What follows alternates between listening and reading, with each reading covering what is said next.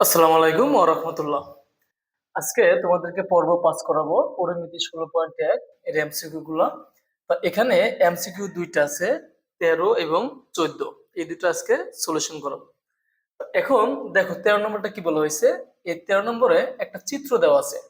এই চিত্রের দুইটা বাহুর দৈর্ঘ্য দিয়ে দিছে, মানে 6 সেন্টিমিটার আর হচ্ছে 8 সেন্টিমিটার, আর একটা কোণ দিয়ে দিছে ৬০ ডিগ্রি।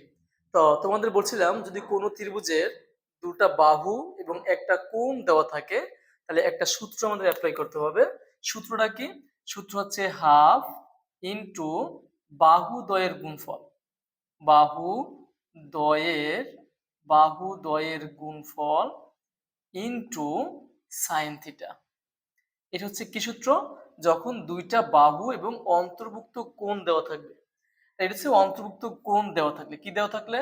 অন্তর্ভুক্ত অন্তর্ভুক্ত কোণ থাকলে আমরা এটা অ্যাপ্লাই করব। যেহেতু এই ত্রিভুজের দুইটা বাহু এবং একটা কোণ দেওয়া আছে, তাইলে এখানে আমরা এই সূত্রটা অ্যাপ্লাই করব। ক্লিয়ার? এখন সূত্র যদি অ্যাপ্লাই করি তাহলে হাফ ইন্টু বাহু দ্বয়ের গুণফল। বাহু হচ্ছে দুইটা, 6 ইন্টু 8 ইন্টু এবং সাইন থিটা। এটা আমরা জানি সাইন থিটা।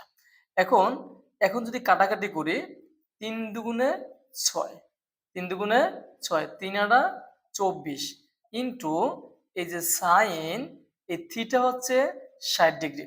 এখন 24 ইন্টু, তাহলে এই সাইন ৬০ ডিগ্রির মান কত? সাইন ৬০ ডিগ্রির মান হচ্ছে √3/2। এখন যদি কাটাকাটি করি তাহলে ১২ দুগুণে ২৪, তাহলে পাচ্ছি ১২ √3। তাহলে এখানে উত্তর হচ্ছে গ নম্বরটা। আশা করি তোমরা ১২ নম্বরটা ১৩ নম্বরটা ভালো করে বুঝতে পারছো। এখন দেখো ১৪ নম্বর কি বলছে। একটি সমদ্বিবাহু ত্রিভুজের পরিসীমা হচ্ছে ১৬ সেন্টিমিটার, এর ভূমি হচ্ছে 6 সেন্টিমিটার, ফলে উচ্চতা কত?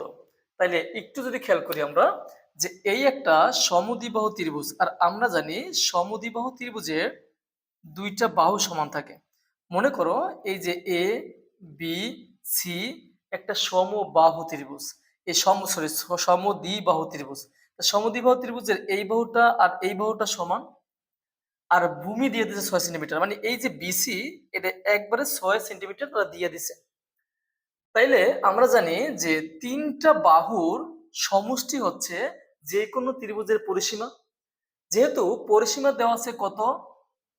১৬ সেন্টিমিটার। তাহলে আমরা ১৬ থেকে যদি ১০ মানে ৬ বাদ দিয়ে দেই, তাইলে আমরা দুইটা বাহুর দৈর্ঘ্য পাবো।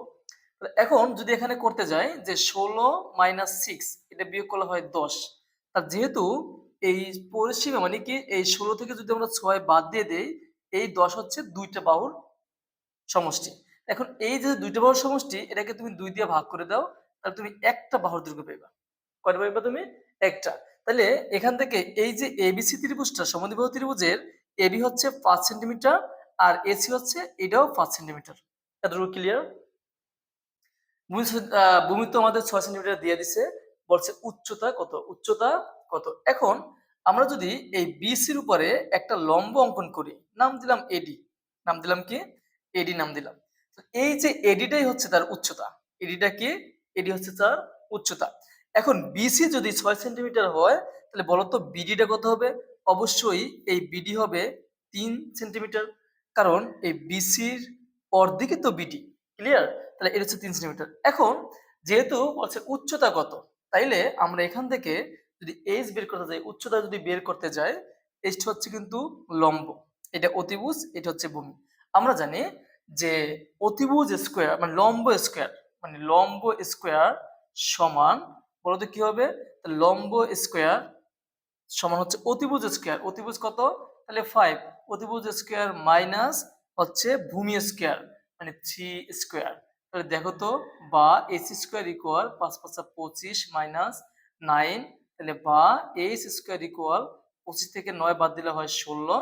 তাহলে বা এইচ ইকুয়াল, এটা স্কোয়ার এনে গেলে কি হয়ে যাবে? √১৬। আর ১৬কে যদি রুট দেই তাহলে আসে ৪।